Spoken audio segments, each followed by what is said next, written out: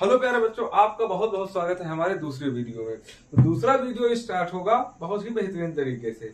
दूसरा वीडियो में आपको हम लोग बताने वाले हैं चार्ज के बारे में। किसके बारे में? चार्ज के बारे में। ठीक है बच्चों, तो स्टार्ट करते हैं। चार्ज चार्ज क्या है वैसे? चलिए चार्ज के बारे में जानते हैं हम लोग। देखो ये हो गया हमारा चार्ज। चार्ज दो तरीके से बॉडी में पाया जाता है। किस तरीके से? दो तरीके से। पहला होता है हमारा रेस्ट चार्ज। कैसा चार्ज होता है? चार्ज का मतलब आवेश। आवेश। रेस्ट मतलब स्थिर आवेश। स्थिर आवेश। और दूसरा गतिमान आवेश। गतिमान आवेश, इसको बोलते हैं रेस्ट चार्ज। इसको बोलते हैं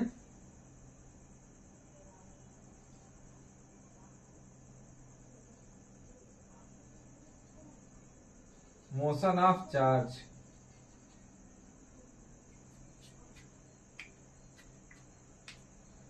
अब आपका स्थिर आवेश है और गतिमान आवेश है। ठीक है, दो तरीके से आवेश है। तो जो स्थिर आवेश होगा, जो रुका हुआ आवेश होगा, वो सिर्फ इलेक्ट्रिक फील्ड उत्पन्न करेगा। क्या करेगा? Electric field. क्या करेगा? इलेक्ट्रिक फील्ड मतलब विद्युत क्षेत्र। ये विद्युत क्षेत्र उत्पन्न करेगा।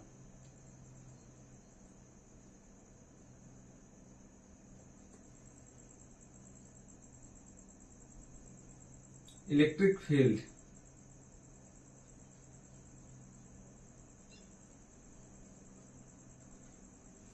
जो गतिमान आवेश होगा, ये दो तरीके के क्षेत्र बनाएगा। एक आपका मैग्नेटिक फील्ड और दूसरा विद्युत क्षेत्र।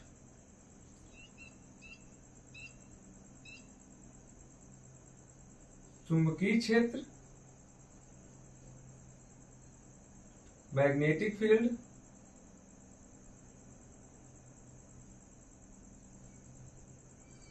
और ये जो है विद्युत क्षेत्र, इलेक्ट्रिक फील्ड।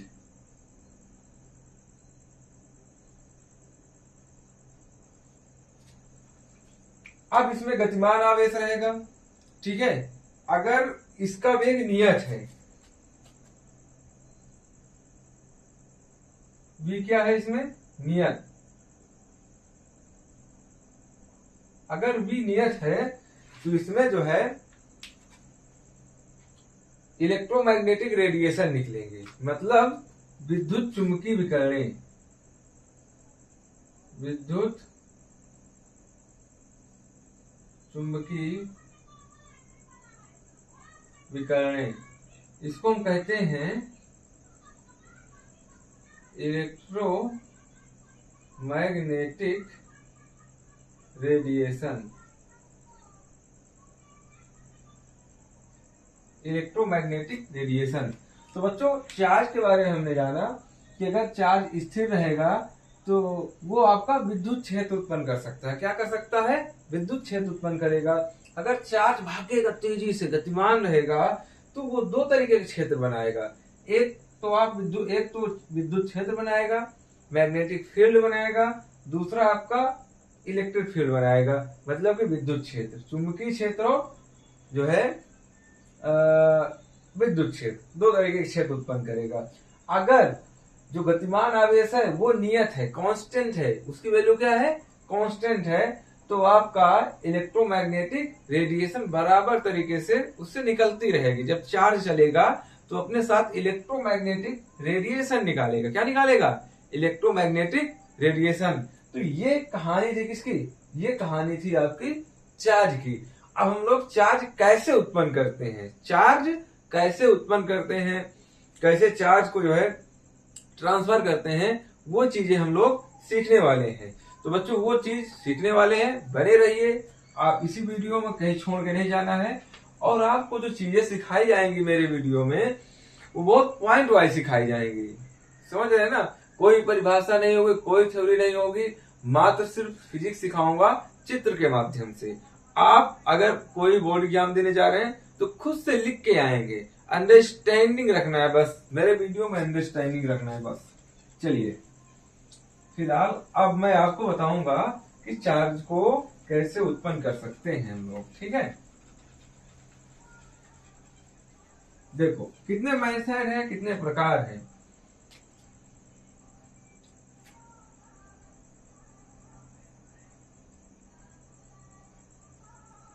आवेश को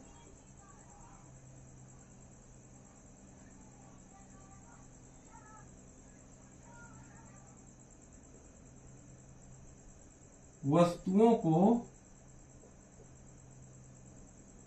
आवेशित करने के प्रकार, आवेशित करने के प्रकार।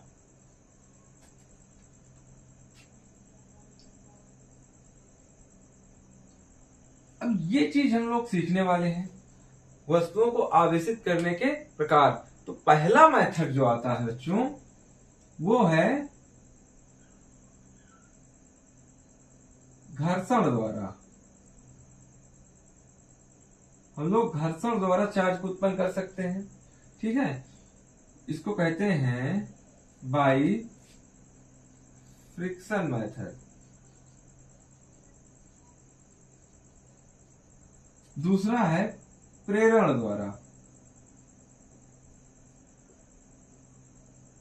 By induction.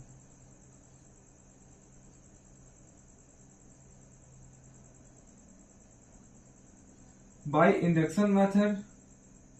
फिर तीसरा है चालन द्वारा।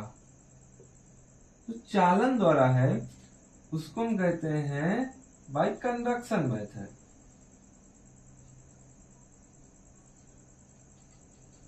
आप लोग रफ में नोट करते जाइएगा या फेयर में नोट करते जाइएगा, बराबर तरीके से आप लोग फेयर जरूर बनाते जाइएगा। एक 60 नोट्स बनेगी जिसके सारे आप लोग फिजिक्स का डीप कॉन्सेप्ट सीख पाएंगे, क्योंकि मैं यहाँ पर परिभाषा रटाने नहीं आया हूँ, मैं आपको बहुत बहुत बड़ी चीजें यहाँ पर लिखाने आया हूँ, ठीक है। मैं सिखाऊंगा पॉइंट टू पॉइंट और समझाऊंगा डीप कॉन्सेप्ट। क्लियर है। जो बाई फ्रिक्शन मेथड है ये कैसे होता है मैं आपको समझा दे रहा हूँ, ठीक है। जैसे हम लेते हैं एक कांच की छड़। किसकी छड़?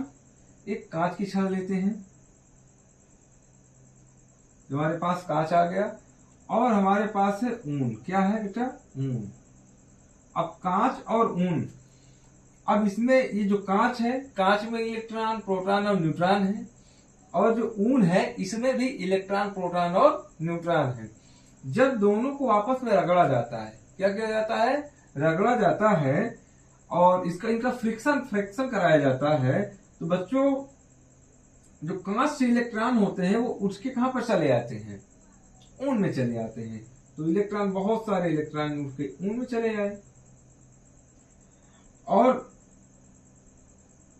इसमें बचे क्या रहेगा? प्रोटॉन। अब बात ये यहां पर आती है कि इलेक्ट्रॉन ही क्यों आते हैं? एक बॉडी से दूसरे बॉडी में इलेक्ट्रॉन ही क्यों आते हैं? तो ऐसा इसलिए है क्योंकि देखो, मैं अगर इसमें आपको थोड़ा छोटा सा एक मैं एटम बनाता हूं, तो इसके अंदर प्रोटॉन और न्यूट्रॉन अंदर रहते हैं। कहां? न्यूक्लियस में, नाभिक में।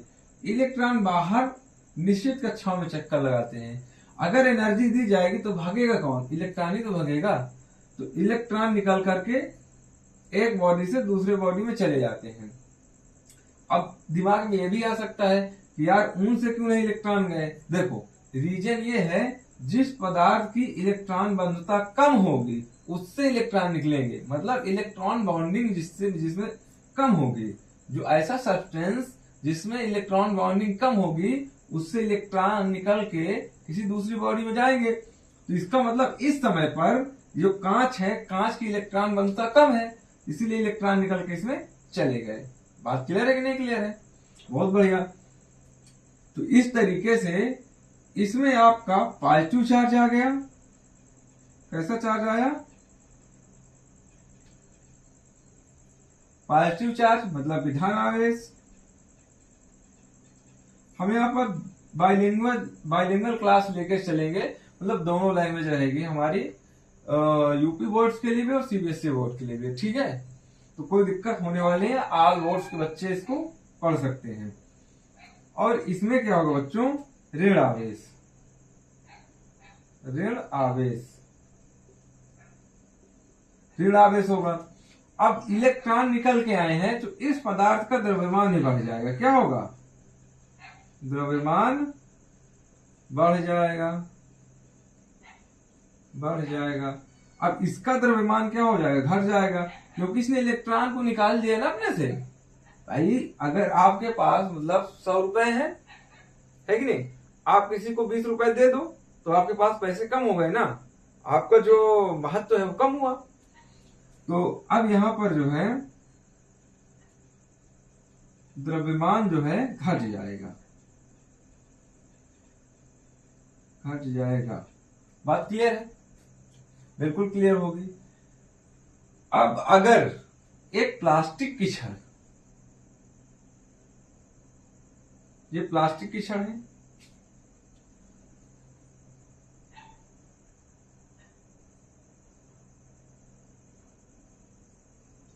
इसको बिल्ली की खाल से रगड़ते हैं। किससे रगड़ते हैं, ये ऊन था, ये बिल्ली की खाल है।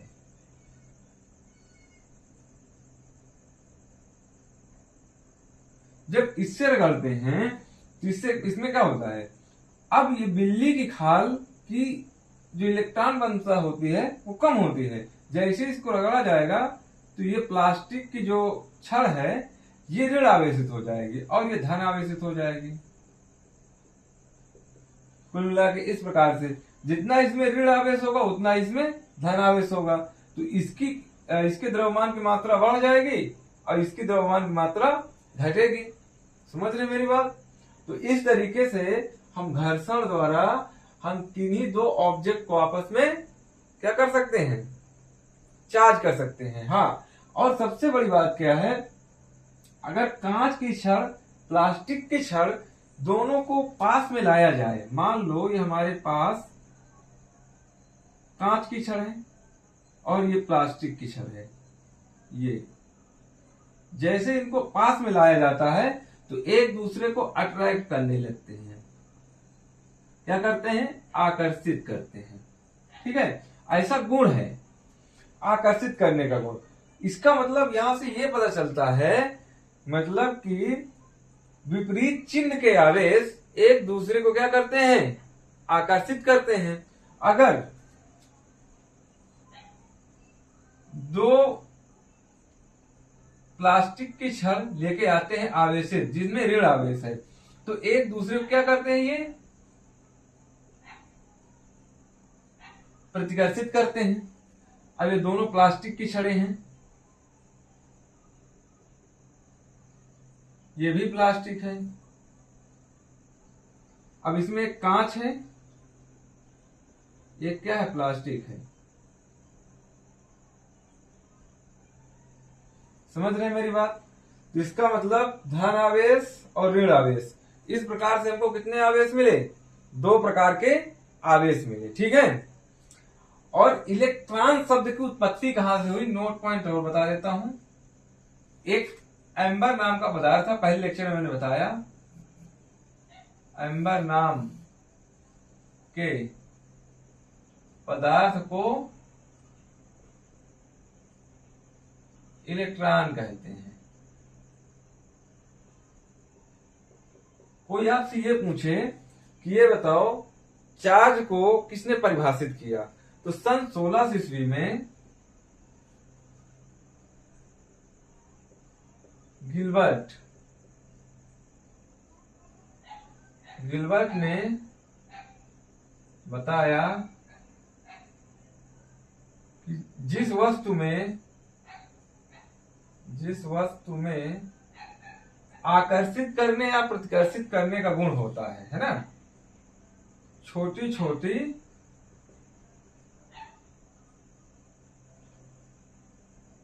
वस्तुओं को आकर्षित करने का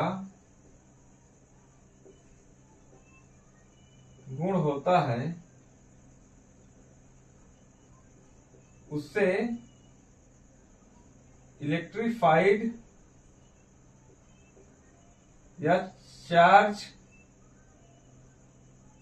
वाली वस्तु कहते हैं।